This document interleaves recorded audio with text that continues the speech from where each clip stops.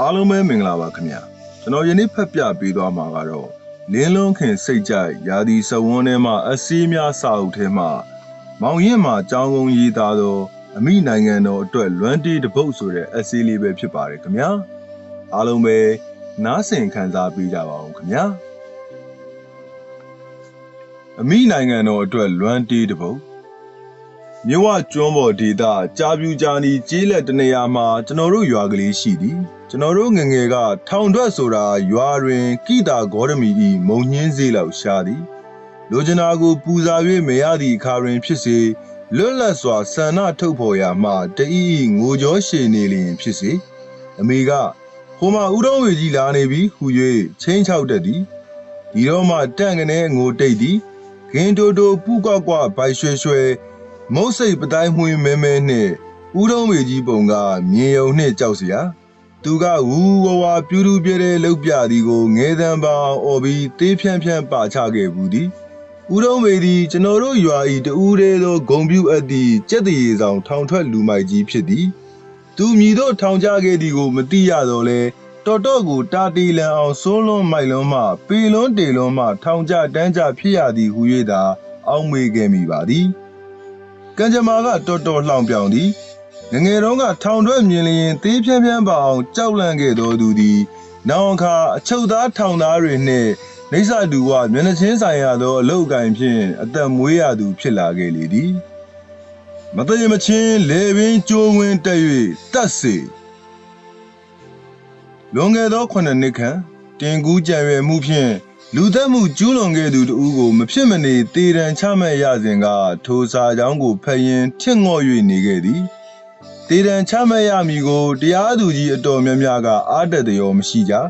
မဖြစ်မနေတေတံစီရင်မှဖြစ်မည်ပြစ်မှုဟုတ်မဟုတ်ပြင်ဖန်များစွာပြန်၍စီစစ်တတ်သည်လူတယောက်၏ရှင်သန်ခွင့်ကိုစီရင်ဆုံးဖြတ်ခြင်းသည်ချွင်းချက်မရှိတိကျမှန်ကန်ဖို့လိုပါသည်ကျွန်တော်စဉ်းစားကြည့်သည်လူတယောက်၏လွတ်လပ်ခွင့်ကိုစီရင်ဆုံးဖြတ်သည့်အခါမူလူတယောက်၏ရှင်သန်ခွင့်ကိုစီရင်ဆုံးဖြတ်ရတဲ့ကဲ့သို့လေးနက်မှုရှိပါသလားအလွန်အမင်းတန်တရားဖြစ်เสียရှိပါသည် Beyond the reasonable doubt ဟူ၍ဥပဒေပညာရှင်တို့သုံးနှုန်းတတ်သည်အပြစ်ရှိသည်ဆိုတာတန်တရားလုံးဝမရှိသည့်အထိသို့တော်အခါခတ်သိမ်းထိုတို့လေးနက်ခဲ့ပါသလားလေးနက်ခွင့်ရခဲ့ပါသလားဝမ်းနဲ့ပလက်ပြန်ပြောရမည်ထင်သည်တခင်ပေါက်စ1600လာနေချက်အုပ်စိုးသောခေတ်ကာလအကြောင်းရေးသည့်စာတွေထဲမှာဖတ်ရသည်နိုင်ငံနှင့်လူမျိုးကိုချစ်သည့်စိတ်ယုံကြည်ခြင်းနှင့်မယုံကြည်ခြင်းအတွက်အညံ့မခံအလံမလဲစိတ်စွန့်လွတ်စိတ်အနစ်နာခံစိတ်တို့ဖြင့်ထောင်ထဲသို့ရင်ကော့၍ဝင်ခဲ့သူတို့ရှိကြောင်းထိုသူတို့သည်လူဆိုးလူတေများမဟုတ်ကြောင်းတမိုင်းကတင်ကြားခဲ့သည်ပြစ္ဆကတမိုင်းကလည်းတင်ကြားပေးသည်သို့တော်ဟိုတုန်းကထောင်ထွက်ဆိုသည်မှာကိတာဂေါရမီရှာခဲ့သောမုံညင်းစေးလောက်မပေါ်များခဲ့တာသိကြသည်ရန်ကုန်စာပေအတိုင်းဝိုင်းနှင့်မနီးကပ်ခင်တုန်းကကျွန်တော်၏အနီးဆက်ဆုံးစာပေရောင်းရင်းမှာကွယ်လွန်သူဆရာလင်းယုံမောင်မောင်ဖြစ်သည်ရောင်းရင်းဟုဆိုရသည်ကိုတောင်းပန်ရအောင်မည်ဆရာသည်သူ့အပေါ်ချစ်ခင်ယိုသေးသောစာသမားကြီးငယ်တို့ကိုစာပေရောင်းရင်းအပေါင်းအသင်းအဖြစ်နှွေးထွေးရင်းချဆက်ဆံခဲ့ရှာသူဖြစ်ရာဆရာကိုယိုသေးပါတော့လေဒီလိုပဲတုံးတုံးမှဆရာကြိုက်မိထင်သည်ဆရာသည်မြည်သူကိုမျှအပေါ်စီးကမဆက်ဆံခဲ့သူတစ်ဖက်သားကိုကူညီတတ်စောင့်ရှောက်တတ်စာနာနားလည်တတ်သူဖြစ်သည်ကိုစာသမားတိုင်းသိသည်ဥက္ကဋ္ဌကြီးဟူသောနာမည်တစ်လုံးနှင့်စာပေပရဟိတဝေယဝိဆာများနှင့်ထွေးလုံးရစ်ပတ်ရှင်သန်အိုမင်းရင်သူ့ဘဝကိုအချိန်ကုန်ခဲ့သည်သူခေတ်စာသမားတို့၏ချစ်ခင်မှုကိုတိမ့်ပိုက်သွားခဲ့သည်ထိုအချက်ကိုမြည်သူမျှအငင်းမပွားတန်ရပါသို့တော်ထိုသို့သောဆရာသည်ပင်လျင်1500ထွက်ခဲ့သည့်ထောင်ထွက်ကြီးဖြစ်ခဲ့ရလေသည်ရန်ကုန်စာပေအတိုင်းဝိုင်းနှင့်နီးကပ်နေသည့်အခါကကျွန်တော်သည်စာရေးဆရာအမှုပညာဖန်တီးသူတို့ကိုချစ်မြတ်နိုးသည့်စိတ်အခံဖြင့်စာသမားများနှင့်ပေါင်းဖွဲ့ဖြစ်ခဲ့သည်ဆရာလေးဒေါက်တာတင်ဆန်ဦးမဟုတ်ပဲဆရာလေးဟူ၍ကျွန်တော်တို့ခေါ်သောစာရေးဆရာတဦးရှိသည်ပလက်ဖောင်းဘေးကလက်ဖက်ရည်ဆိုင်တွင်အတူဝိုင်းဖွဲ့ထိုင်ရာမှထသွားသူတယောက်ကိုဆရာလေးသူလဲဟိုထဲကပြန်လာတာဆိုဟုမေးမိသည်ဟုတ်တော့လေဟုတ်တယ်ဒါပေမဲ့ तू က6လလောက်ပါဟုစီဂရက်မီဂိုငွေကိုစတိုင်နှင့်မှုတ်ထုတ်ကာဟန်ကြီးပန်ကြီးလှုပ်ထားသောမူရာနှင့်သူဖြည့်သည်ကာလအတန်ကြာပေါင်းဖွဲ့မိတော့မှ သူသည်လည်းနှစ်ကြီးသမားဖြစ်ခဲ့ဘူးသည်ဟုသိရခြင်းဖြစ်သည်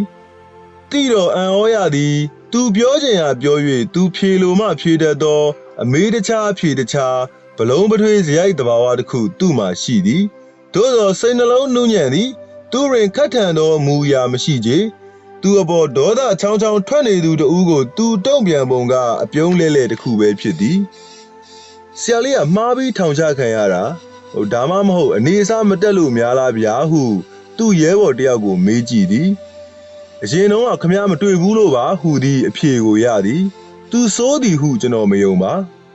အရာရှိတဲ့နဲ့အတူတူတက်ခဲ့သောမိတ်ဆွေတယောက်ကိုအနှစ်20ကျော်သောအခါစာပေဝေဖန်ရေးဆရာအဖြစ်ပြန်တွေ့ရသည်ပိန်ပိန်ပါပါပြောနွဲ့နွဲ့နှင့်မွန်ရီချောမောသောကျွန်တော်၏မိတ်ဆွေသည်ကိုရေးကိုတာမတော်လောပါကြောင့်သို့မဟုတ်ဒေါသကြောင့်မဟုတ်ဘဲဟိုအထဲသို့4-5နှစ်ခန့်တွားရောက်နေထိုင်ခဲ့ရသေးသည်ဟုသိရတော့မယုံနိုင်အောင်ဖြစ်ရသည်အစိုးလောကဒဏ်ဤထောင်းထုချက်ကိုတခါမှမခံစားရဘူးသလိုသူ့မျက်နှာ၌တောက်ပသောအပြုံးသည်ခိုတွေ့နေစေဖြစ်သည်အပြင်ရောက်တော့လဲအထဲကမိတ်ဆွေများအတွက်သူ့ကိုယ်သူပေးရထားသောတာဝန်တာထမ်းကမသေးလာကြဒီကြားထဲလေးစားအပ်သောဆရာကြီးတယောက်၏ဒုက္ခကြွေးမိကိုစေတနာပရဘွားနှင့်ဝင်ရောက်ကူကယ်ရမှသူပင်လျင်ဆုံးဆုံးမြုပ်တော်မလို့ဖြစ်ခဲ့ရသေးသည်သူအပြုံးကဒုက္ခနွန်ထဲ၌ပင်လျင်လွင့်ပြေ၍မသွားခဲ့ပါကြမိတ်ဆွေအက်ဒီတာ2ယောက်ရှိသည်တယောက်ကထောင်ထဲမှာထောင်ထက်ကြသဖြင့်သူ၏ဘဝထဲမှာ10စုနှင့်2စုခန့်နှုတ်ပယ်ခံခဲ့ရသည်တယောက်ကယနံ့အသည့်ဖြင့်ပြိုမြစ်သောစာသင်နှစ်များကိုယုံကြည်ခြင်းအလို့ငါအဖိုးစားနာအဖြစ်ပေးလျော်ခဲ့ရသည်တောကြောင့်ဆရာတို့၏တိမ်မွေ့ရီမွန်သောအမူအရာကိုသူတို့နှစ်ဦးလုံးတွင်အစဉ်အမြဲတွေ့မြင်ရသည်ယခုအခါတရက်မှအချုပ်မခံခဲ့ရဘူးပါပဲလျက်ကိုကျွန်းမှာအနှစ်20လောက်နေခဲ့ဘူးသည့်လေပေါင်မျိုးနှင့်စွန့်လွတ်နစ်နာခံခြင်းအကြောင်းလက်သီးလက်မောင်းတန်း၍အော်ဟစ်ပေါက်ကွဲပြနေတတ်သောမိတ်ဆွေတို့၏ဟောပြောချက်များကိုဒီခံခွင့်လွတ်နားဆင်ရသည့်အခါမိတ်ဆွေအက်ဒီတာ2ဦးကိုကြားထဲကအားနာမိရလေသည်သူကိုယ်သူလီရစ်ဟုအတိအကျဆိုသည့်အမရပူရရွှေကြက်ရက်သားတေးဆရာကိုအတွေ့ရနေသည့်တိုင်ကျွန်တော်ခင်မင်ပါသည်တသက်လွတ်စာတရားရှုမှတ်လှိုင်ကူထဲမှဂူပင်ထွက်လာသောပိတ်ဖြူဝေယောဂီကြီးတစ်ဖွဲသူ့ကိုတွေ့မြင်ရတိုင်းသူ့ကိုခင်မင်နေရသည်ကိုပဲမကြည်ညိုခဲ့မိလေခြင်းဟု၍မလုံလဲသလိုခံစားရသည်သို့တော့သူလည်းဘဝတက္ကသိုလ်သို့ရဲရဲတောက်ရင်ကော့ဝင်ရောက်ခဲ့ပြီးမှဂုံနူးဆောင်ဒေါက်တာပွဲဖြင့်ပြန်ထွက်လာခဲ့သည်တဲ့အင်ဂျင်နီယာလုပ်နေရင်ကအရှင်လက်လက်ကြီးဘူးမသိဘာမသိနဲ့အထဲကိုရောက်သွားတာကလားဗျဖြတ်ကျော်ခဲ့သည့်ဒုက္ခဆင်းရဲဟူသည်များကိုတယော်၍ရီမောပြောပြနိုင်သည့်အထိရင့်ကျက်သူတွေထဲမှဆရာမှန်မြင်လဲပါသည်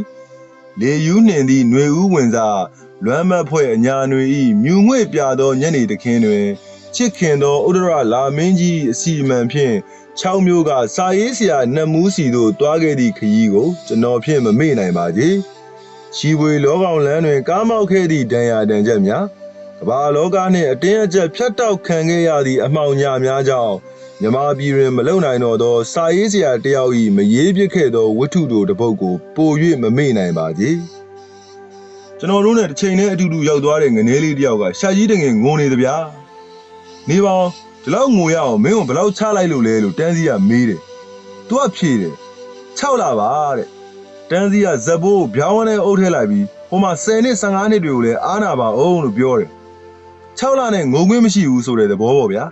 ကျွန်တော်လည်းစိတ်အားနည်းနည်းတက်သွားတယ်ငါ10နှစ်ဆိုတော့မစိုးဘူးဟာပေါ့ပခုံးတော်နည်းနည်းမြင့်သွားတယ်ဒါပေမဲ့ငနေလေးကငိုပြီးဆက်ပြောသဗျာကျွန်တော်ကမဟုတ်ဘဲနဲ့ခံရလို့ပါတဲ့တန်းစီကသူ့ဇက်ဘိုးနောက်တစ်ချက်ဖြောင်းဝန်းနဲ့အုပ်ထဲပြစ်လိုက်တယ်ဘာပြောလိုက်ထင်လဲဘသူအောင်ဟုတ်လို့ခံရတာတော့တဲ့ယခုအခါဆရာပါဇက်နှင့်ရေးသောဝတ္ထုကောင်းတွေကိုဖတ်ခွင့်မရနိုင်တော့ပြီဆရာကလွန်ခဲ့ပြီမကြသေးမီကအတုံးမျိုးမှမိတ်ဆွေရှေ့နေကိုဝင်းသိန်းပို့ပေးသည့်စာပေဟောပြောပွဲခွေတစ်ခွေကိုပူပြင်းသောຫນွေရများတွင်နားဆင်ရသည်မတွေ့ရသည်မှာအနှစ်20ကျော်ကြာမြင့်ခဲ့ပြီဖြစ်သောလေးစားအပ်သောအမကြီးတာယာဝတီ၏အင်းစိန်တော်ရအတွေ့အကြုံကိုပဲဖြစ်သည်ဆီယာမကပြောသည်တနေ့တော့ကျမနေရတဲ့အခန်းရဲ့နံရံတစ်ဖက်ကိုနိုင်ငံသားသူတယောက်ရောက်လာတယ်ကျမကသူဘလို့နေရထိုင်ရမယ်ဘလို့လုပ်ရမယ်ဆိုတာတွေကိုအတွေ့အကြုံလက်ဆင့်ကမ်းရတာပေါ့လေသူကပြောတယ်ဒါတွေကို तू သိဖို့မလိုပါဘူးတဲ့သူကမကြခင်ပြန်ထွက်ရမှာပါတဲ့ ဟာမင်းကတေချာလှကြည်လားဆိုတော့တေချာတာပေါ့ငါမှအပြစ်မှမရှိပဲတဲ့ကျမကပြန်ပြောလိုက်တယ်ဟေ့မင်းလိုပဲအပြစ်မရှိပဲနဲ့အထဲရောက်နေသူတွေဒီမှာထောင်ထဲကြီးရှိတယ်ပရိသတ်ကဝေါကနေကြီးကြသည်လက်ခုပ်လည်းတီးကြသည်ကျွန်တော်ကမကြည့်နိုင်ရှင်ထဲနင့်တီးသွားသည်လူစိုးလူမိုက်များကိုအုံနှံရံထဲတွင်ပိတ်လောင်ထားလိုက်ခြင်းမှာလူအဖွဲ့စည်းတစ်ခုသောကုစားမှုဖြစ်ရသည်လူအဖွဲ့စည်းအားကျိုးပဲ့စေပျက်စီးစေအတရေညှိုးစေသောသူများကိုထိုသို့ဆက်၍ပြုလုပ်နိုင်စွမ်းမရှိအောင်ပိတ်လောင်ထားဖို့ရာအကျဉ်းထောင်များကိုတိဆောက်ခဲ့ခြင်းဖြစ်ရသည်ယခုအခါထောင်တွင်များနှင့်ဆက်လျင်းသည့်ကျွန်တော်၏စိတ်ခံစားမှုကိုပြန်ဆန်းစစ်ကြည့်ရာငယ်တုန်းကနှင့်မစိုးထိတ်မကြောက်လန့်တော့ပြီကိုတွေ့ရသည်လူဆိုးလူမိုက်ဟု၍သဘောမပိုက်နိုင်တော့ပြီကိုတွေ့ရသည်တချို့သောသူတို့ကိုချစ်ခင်နှစ်လိုပြီးတချို့သောသူတို့ကိုဆွတ်လွတ်သူအနစ်နာခံသူများဖြင့်လေးစားနိုင်သည်ကိုတွေ့ရသည်အသေးချာပြန်၍စဉ်းစားကြည့်မိသည်တစုံတစ်ခုသည်တနေရာတွင်အကြီးအကျယ်မှားယွင်းခဲ့ခြင်းပင်ဖြစ်တန်ရသည်မျိုးလေးတစ်မျိုးတွင်တန်တန်ဆွမ်းဆွမ်းမရှိလာတော့လဲထိုစဉ်ကအခွင့်အာဏာရှိသူများနှင့်မကြေလည်သည့်အဖွဲ့အစည်းတစ်ခုတွင်ပါဝင်သောကြပြဆရာတဦးရှိသည်ရန်ကုန်မှာရေးတစ်ခုခုပေါ်လိုက်ကြပြဆရာဖမ်းခံရလိုက်အချုပ်ခန်းသို့ဥဒဟိုဝင်ထွက်နေသည်ကိုကျွန်တော်တို့အားလုံးစိတ်မချမ်းမြေ့နိုင်ကြတနေ့ရေးကိစ္စတစ်ခုပေါ်သဖြင့်အချုပ်ထဲသို့သူပါသွားပြန်ပြီထင်ပြီးစိုးရိမ်ခဲ့ကြသည်သို့တော်ထိုတစ်ခေါက်သူအချုပ်မခံရမနက်ခင်းသူ့ကိုမြင်ရ၍ဝမ်းသာကြရသည်သူကထူးထူးခြားခြားအလွန်တရာစိတ်ဆိုးနေသည်ကူပဲဆွဲမှုကိုတွားချဲပြီးပြန်လာတာဗျခမည်းပဲစဉ်းစားကြည့်ခါတိုင်းဖမ်းနေကြဗျာဒီတစ်ခါကျမှမဖမ်းဘူးဆိုတော့ကျွန်တော်ရဲ့နိုင်ငံရေးတိတ်ခါဘလောက်ကျသွားလဲဆိုတာအချင်းနေတရက်တွင်အကျဉ်းထောင်၏အနက်အဓိပ္ပာယ်သည်ဘွယ်နှင်းသပင်အဖြစ်သို့ပြောင်းသွားခဲ့လေပြီလောအကျဉ်းထောင်တိဆောက်ရခြင်းရည်ရွယ်ခြင်းအချက်ကိုတွေးဖယ်ခဲ့သလိုအကျဉ်းထောင်ကိုမှားယွင်း၍အသုံးပြုခဲ့သလိုလူဖွဲ့စည်းကိုကုစားခဲ့ရာတွင်တစုံတရာမှားယွင်းခဲ့လေသလိုလူဆိုးလူမိုက်များကိုအုံနှံရံထဲတွင်ပိတ်လောင်ထားခြင်းသည်လူဖွဲ့စည်းကိုကုစားခြင်းဖြစ်ပါကလူဆိုးလူမိုက်မဟုတ်သူလူကောင်းသူကောင်းများကိုပိတ်လောင်ထားခြင်းသည်လူဖွဲ့စည်းကိုချိနဲ့အောင်နာမကျန်းအောင်ဆုပ်ယုပ်ပြက်ပြားအောင်ပြုရာမရောက်သလိုဦးစားဘက်ကိုရန်သူအမတ်ဖြင့်ခြေထိုးခံ၍လဲပြိုစေခဲ့ခြင်းသည်အနှုတ်လက္ခဏာမဖြစ်ပါသလိုခရီးမဖင့်စေပါသလိုဒီနိုင်ငံဒီရေမြေကိုအမိအရာတွင်ထား၍ဆင်ခြင်ကြည့်မိသည်အတူမွေးဖွားခဲ့ကြသည်အတူကစားခဲ့ကြသည်အတူတူနှပန်းလုံးခဲ့ကြအတူပျော်ရွှင်ခဲ့ကြအတူရုန်းကန်၍အတူရှင်သန်ကြီးပြင်းခဲ့ကြသည်အမိနိုင်ငံသည်သူ၏ဝမ်းကြာတိုင်း၌အတူမွေးဖွားလျက်အတူတကွရှင်သန်ကြီးမြောက်ခဲ့သောသားစိုးသားမိုက်တို့၏အညီအညွတ်နှဲမှုအစည်းအလုံးချို့တဲ့မှုတေးသိမ်မှုမရင်ကျက်မှုမကြီးမြတ်မှုအတ္တလွန်ကဲမှုမလိမ္မာမိုက်မဲမှုတို့ကြောင့်ခွန်အားများပြုံးတီးသည်ကိုတွေ့မြင်ခဲ့မည်ကိုကြမကိုဖန်တီးခွင့်ရသည့်နှစ်ကာလများရှည်မြင့်ပြီဖြစ်တော်လဲခရီးမရောက်ခဲ့ခရီးမပေါက်ခဲ့မျက်နှာပန်းမလမပနွမ်းလျက်တိမ်ငယ်ခဲ့မလိမ္မာမိုက်မဲသည့်တားမိုက်တို့အတွက်ဝမ်းရည်ဆက်သောမိခင်တပွဲအဘယ်မျှရင်ထုမနာဖြစ်ပါလိမ့်မည်နီအဆက်လဲတဲခဲ့ပြီးခရီးလဲဖင်ခဲ့ပြီးကွဲကြေရပူပန်ရတောကကြုံရ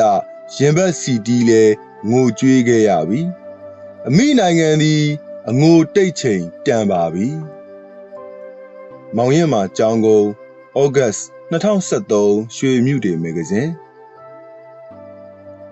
နားဆင်ခန်းစားပေးပါသောရောက်စီတိုင်းကိုကျေးဇူးအများကြီးတင်ရှိပါတယ်ခင်ဗျာ